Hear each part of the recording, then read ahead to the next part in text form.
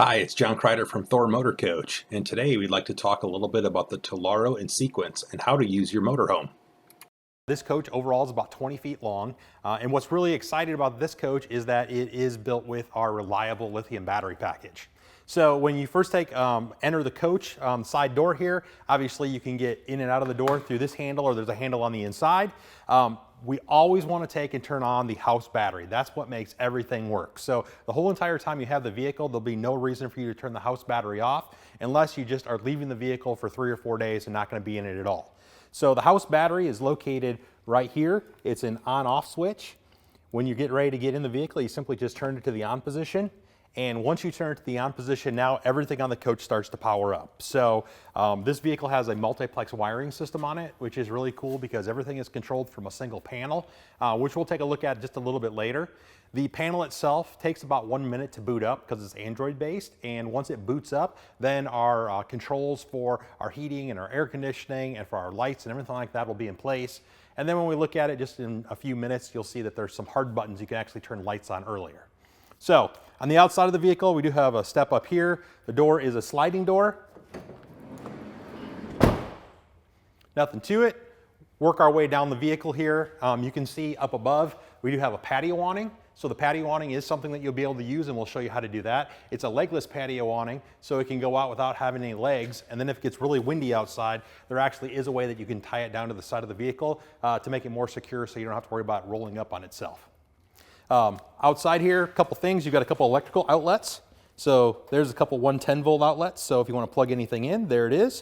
You also have an outlet here for satellite, which I would guess you're probably not going to add satellite, but if you did, that's where it would go.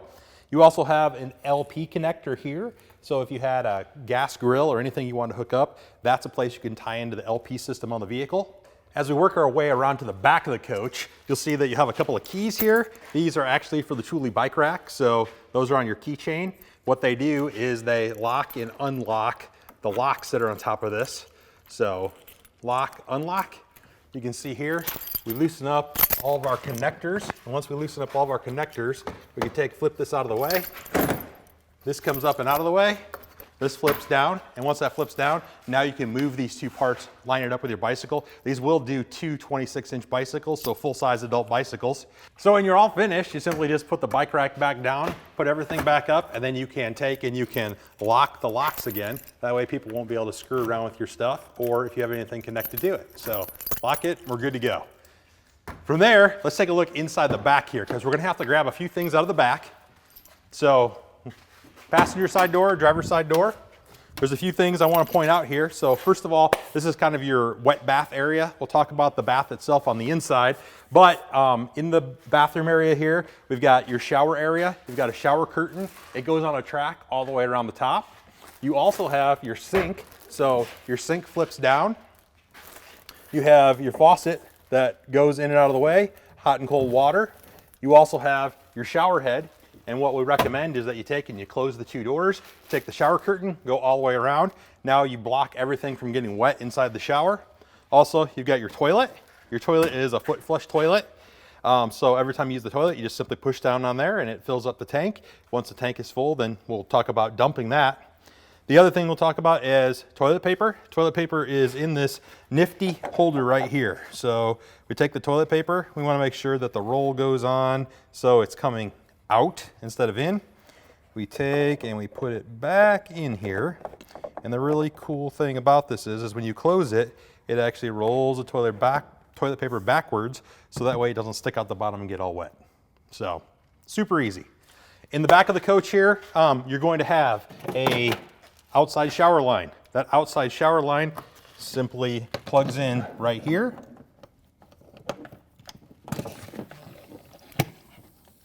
Once it's plugged in, we'll have water pressure. We also have the water pump switch back here. So you need the water pump on anytime you're not connected to city water. So the water pump we want to make sure is on. You can kind of hear it run in the background. Once it becomes pressurized, it'll turn off, and that's all there is to it.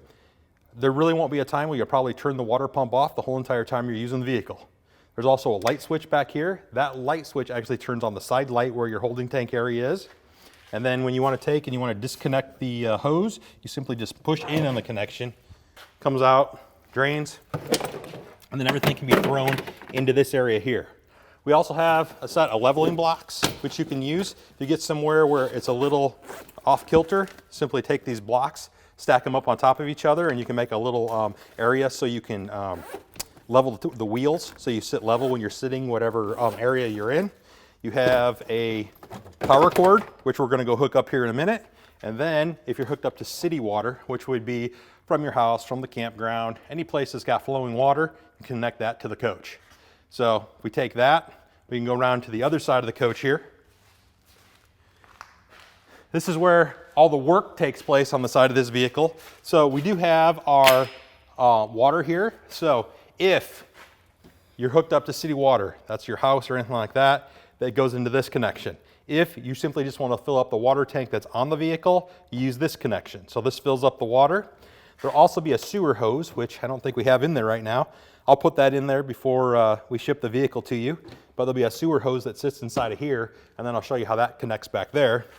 And then over here on the side, there's a couple things to point out. So we have our 110 volt electrical connection here, and we also have our LP. You can see here the LP tank is on. When it's off, the light goes off. When it's on, the red light stays on.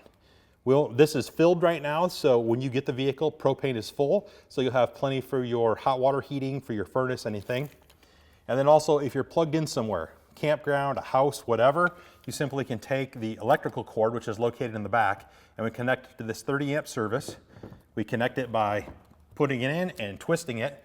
And how will I know? I'll know that I've got power if I plug in the cord and the green light on the cord comes on, and then the blue light on the outside comes on. So it tells me I'm getting power from the cord into the vehicle. Satellite connection here, you won't worry about that. And then finally, on the outside here, you can see this is where your fuel fill is. So this is a gasoline powered motorhome. Takes regular 87 unleaded, so all good to go. It does not run on E85, so please don't use any E85 or any alternative fuels. Here on the outside, dumping your holding tanks is going to be something that you may have to do while you're on the trip. So a couple of things. First of all, the handles for the sewer tank connections are located back behind the vehicle here. There are two handles. There's one that's gray and one that's black. Black is where all the toilet water comes from. Gray is where all of your shower and sink water come from. We have a cap over the top here. We take and we unscrew the cap. And once we unscrew the cap, you can see that we have our 3-inch connection. We do have a sewer hose. The sewer hose has some lugs on it, and it's pretty simple. All we have to do is take and twist it on, connects the sewer hose. Once we have the sewer hose connected, and that's going to a official place to dump your tanks, we want to do two things. First of all, we want to pull the black water first. The black water with all the solids and liquids goes down first. So once we pull the black tank, everything comes out. Once that's kind of done, we come back and we pull the gray tank. The gray tank has all the gray water in it, so we use our sink soapy water to push everything from the black tank down. When we get ready to go back in, we do the exact same thing. We push the black tank in first, we push the gray tank in second. Then, with our outside shower that we showed over there, usually it's a pretty good idea to take and we'll unscrew this from the lug, making sure that nothing leaks onto the ground. We'll put our cap back on, and then we can take and kind of pull this to the back, and then we can use that outside shower with the hot water, and we can take and we can spray it down and make sure that everything's cleaned out. Then we'll take our hose, and our hose will come back and go into the sewer tank area. So, or the sewer tank hose storage, slide it back in there, and then you'll be ready to hit the road again. One thing I will mention is in the back of the coach, you would have seen a ladder, which we'll kind of move back to here in a second. And there is a magnetic piece. It's on the back door here. So we simply just take this magnetic part here, and then if we want to see something on the roof or put something on the roof, we simply take it, line it up with this body line right here, sticks to the side of the coach. We can take and we can undo the legs that are here. And then we've got our ladder. So our ladder is here.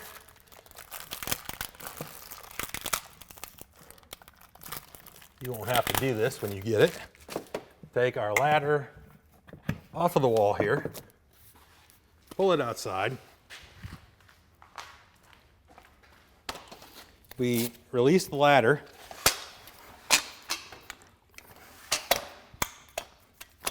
And then what we can do is we can put it right up against the part that we put here, and then we feed our lines back through to hold it in place. So that way, when we want to get up on top of the vehicle, we don't have to worry about it sliding off one way or the other, and now we can get to the top without any problem. Up here on the top, there's probably not much that you'll have to do, but there is your solar panel. There is a roof rack, so if there is something you want to put on top of the vehicle, there's a roof rack, air conditioner, your Wi-Fi antenna, all located up here on the roof. And then when you want to get down, simply just loosen this up, pop the ladder off, and you can see on the bottom side of the ladder, there's some of these different latches here, and that will help us bring the ladder back down into place. So just start each one comes down. And then at the very bottom here, you can release these two tabs, and then that is what finishes up bringing the ladder back into place.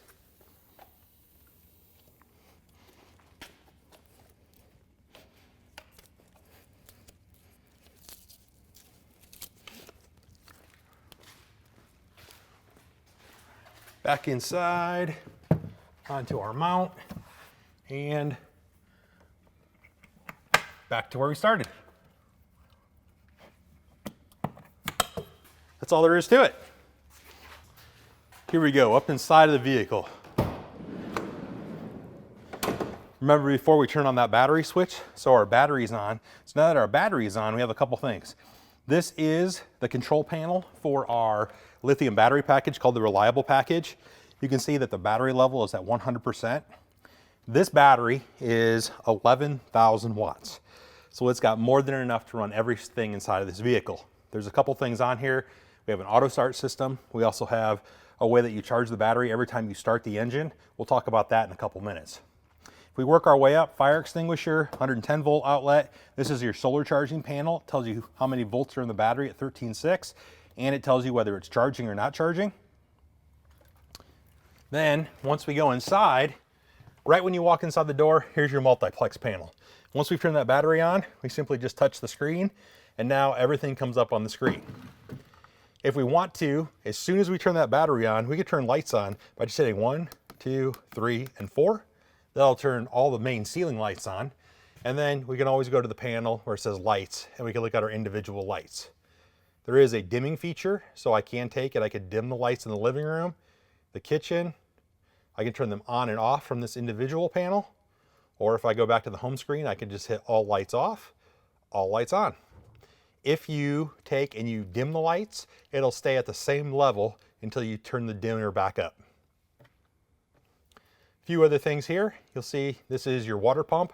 Remember in the back we turn the water pump on. You can turn the water pump in the back on and off. Here you can turn on and off. Tank heaters. If it's going to be around freezing, I would recommend that you turn the tank heaters on. Tank heaters keep everything that's inside of your tank from freezing. You can also see your tank levels. So right now, fresh water, gray water, black water. Fresh water is the potable water you have in place that you use when you use the sink, the shower, the toilet.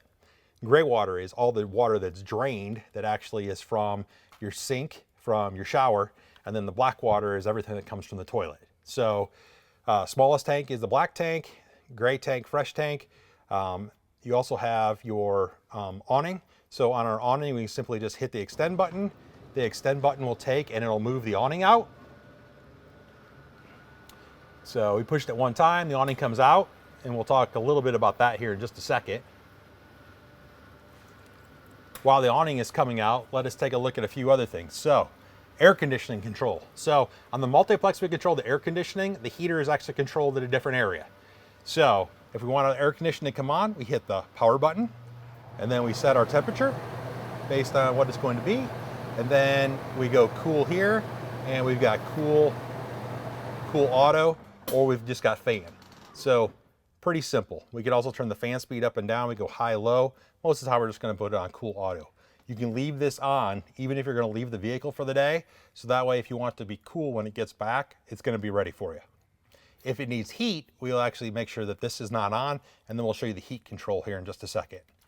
We already looked at the lights. You can see the different lights. The awning has a light on the outside, which is pretty cool. You got an outside light. You've got your front accent, living room, bedroom, kind of broken up into zones.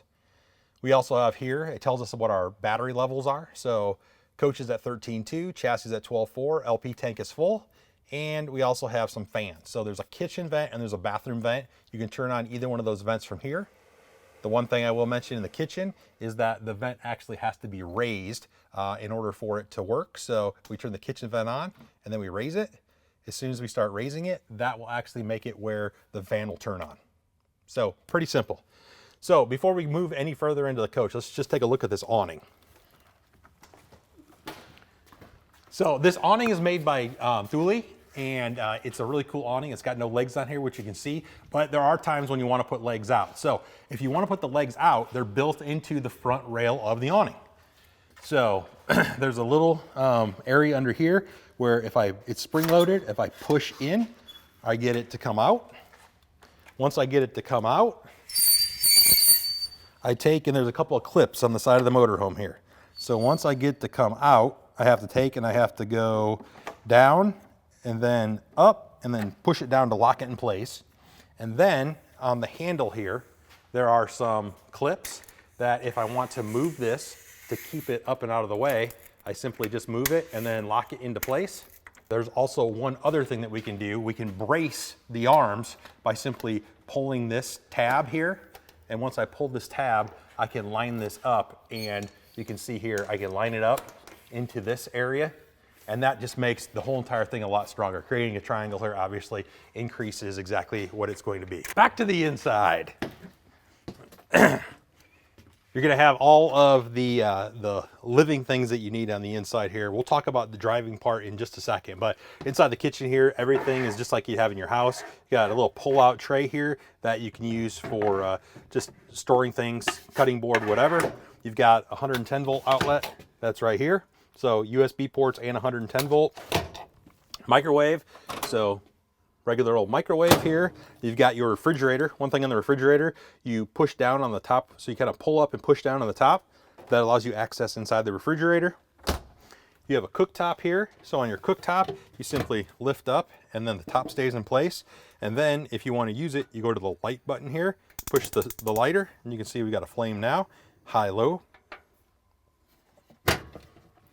Sink wise, there's your sink. Got a little plunger in there, so if you want to close the sink off and fill it up, there it is. Obviously this turns here. You have your window shades. Window shades are super easy. They just pull up and pull down. You also have windows that open. So on this vehicle, you have windows that open, and if you want to open the windows, you push the two tabs in place here. Other hand takes, pulls the window back. You can see that there's a screen connected to it. You can open this in a couple different positions to make it bigger or smaller. And on that screen, you can also take and you can disconnect the screen if you want to. That way you don't have the screen in your way. You want the screen back, simply just place it over the top of the back, take your window, put it in place. Once you get it in place, off and running. Storage, obviously storage up above, multiple storage compartments all the way up and down. We talked about, we've got your roof vent up here in the top. You do have a pair of seat belts back here. So this sofa here has two seat belts. You've got some throw pillows here. These pillows here that can be used, obviously when you sleep, when you're sitting here, they have Velcro on them so they come apart, so you can use those for a wedge. This bed is a little bit shorter than this bed, so whoever's taller will sleep on the passenger side. And this even has a headrest that actually goes up and down. So you can take the headrest here, you can just lift up on it, drops down, goes flat, then you got a couple different positions, and you kind of position your head up. That way, if you got any snores, you can get rid of those snores. You do have lights, so the lights turn on by pushing in the middle. Smoke detector, we'll make sure there's a clean battery in there, so that'll all be good. And then we have to talk about this compartment. So this compartment has a few things in it. First of all, you've got your TV, you've got your TV remote, you've got an HDMI connector, so if you had If you had Apple TV, if you had your phone that you had YouTube videos on, something you want to plug into the HDMI, that'll run to the TV. You also have USB ports. You also have an air antenna on the roof, so you can program in local channels. And then this is the Truma water heating and furnace system. This system combines both functions. It's super easy to use. The center dial here is kind of what does everything on there. So as soon as you touch that, the light will come on. Push the button in the center. The first thing that pops up, that is going to be for your heating inside of the coach, the furnace. The second item here is for your water heating. So with that flashing, I push the button again. What I do is I take it, I just turn it to the temperature I want it to be inside of the coach. So it's a nice 38 degrees here. So we're going to turn this up to 68. Once you turn that on, you can take and you can push the button to go back, or you can hit the back button. That's going to keep the heat going. So as long as you need heat, it'll turn on automatically. It's nice and quiet. You won't even hear it run. The second thing you're going to make sure of is the water heater. That's probably the one that you'll have to turn on and off more often. So the water heater, we go here, we push the button in the center, we go from off. We have a couple modes. We have eco mode, which that is only going to heat up when it absolutely needs it. It's going to be at the lowest level, so it'll have the least amount of hot water. You go to hot, which will give you a little bit more hot water, which might be what you're doing if you're doing dishes. And then you go to boost mode. Boost mode is the one that most people want to have on whenever they take a shower, especially if you have a couple people that are taking showers. And just a reminder, this is a small motorhome. Quick showers are usually what we recommend, but when you're on boost mode, you can see there's a couple things that take place. Let me go back here and get to the water heater again. Go to the water heater, we go up here, we go to boost mode, we push it in there, and you can see that it's showing boost. So right now, it's giving me heating, that's what the flame is, it's giving me boost mode on the water heater. Those are really the only two things that you're gonna need to know, and then anytime you want to change those, you simply push the button, flip it over to either one of them. I'm gonna turn this off now, and then I'm gonna go back here, I'm gonna turn off the heating inside of the coach by just turning it all the way down until I get back to zero, or off. That's all there is to it. All right, working our way back here just a little bit further, you will see as we come back here in the bathroom, there's a couple of cool things. First of all, there are some latches here on the door, so you'll take those off so you can close the door. In transit, if you put those on, it'll keep the doors from moving back and forth. But once you take those two and you are wanting to use the restroom, you leave those off. These doors simply slide together. When it's time to come out, just open those back up. You do have nice, decent wardrobe storage here in the back, along with some drawer storage. There is some extra toilet paper in here. I will recommend that if you do have to buy toilet paper, it is the rapidly dissolving, super thin,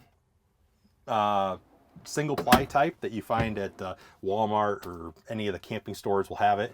And then here, this is what your bathroom is. So one of the things we discovered is that it's good to have a little latch on the back door, because when since this started off as a commercial vehicle, these doors unlock with the switch up front.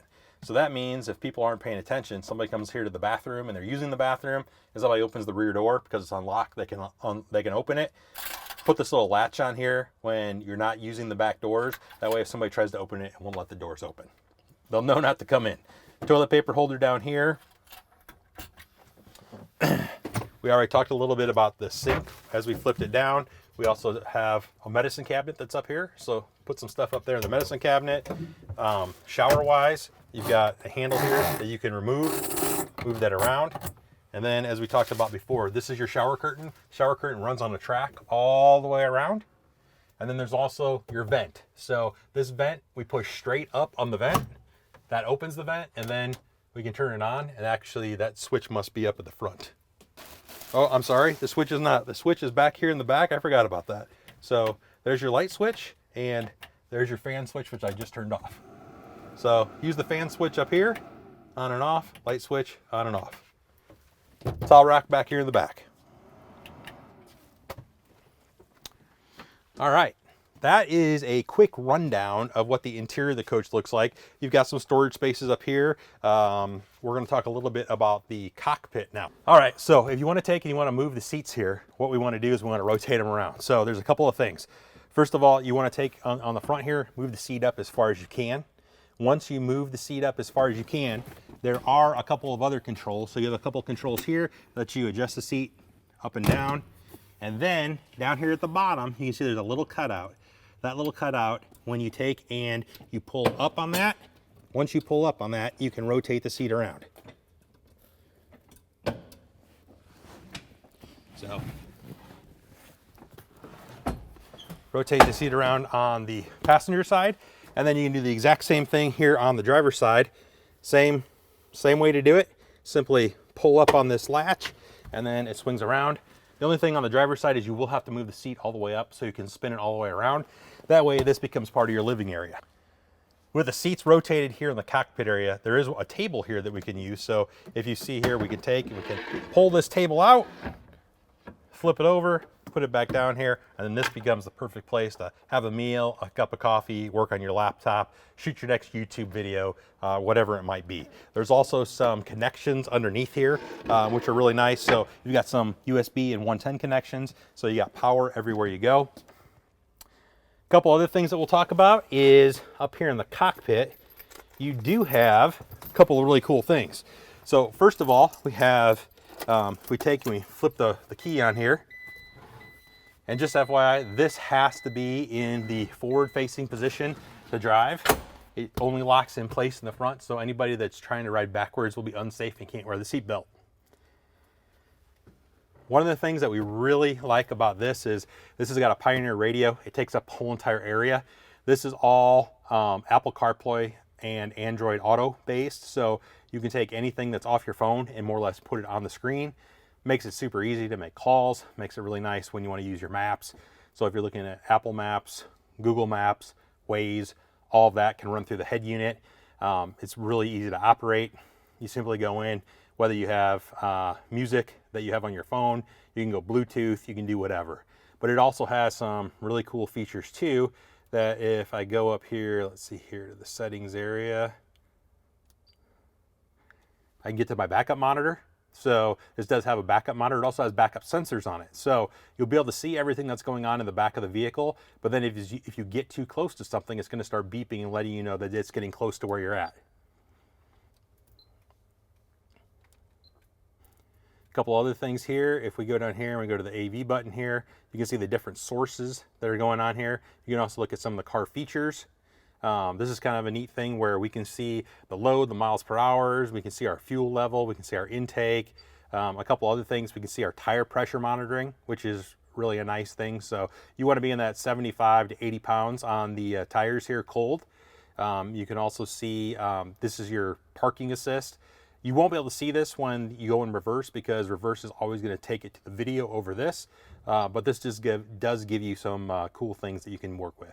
You can also reset the clock from the dash radio. When you reset the clock, it'll reset the clock in your instrument cluster too. These are your fog lights here. You can see they go on and off. This is your lock. This is a central lock button. So when all the doors are closed, you can hit that and lock all the buttons. You do have some USB ports here. So USB and a 12 volt.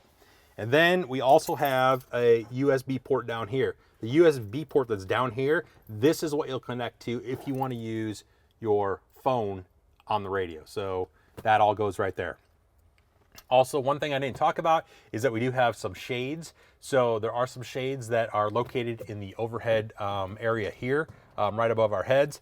That will take and give you a windshield shade. It'll also give you shades that go on the side windows. So the windshield shade goes in. The side window shades are magnetic. They take and they connect to the metal on the door. That'll give you privacy up in the front of the coach here. All right.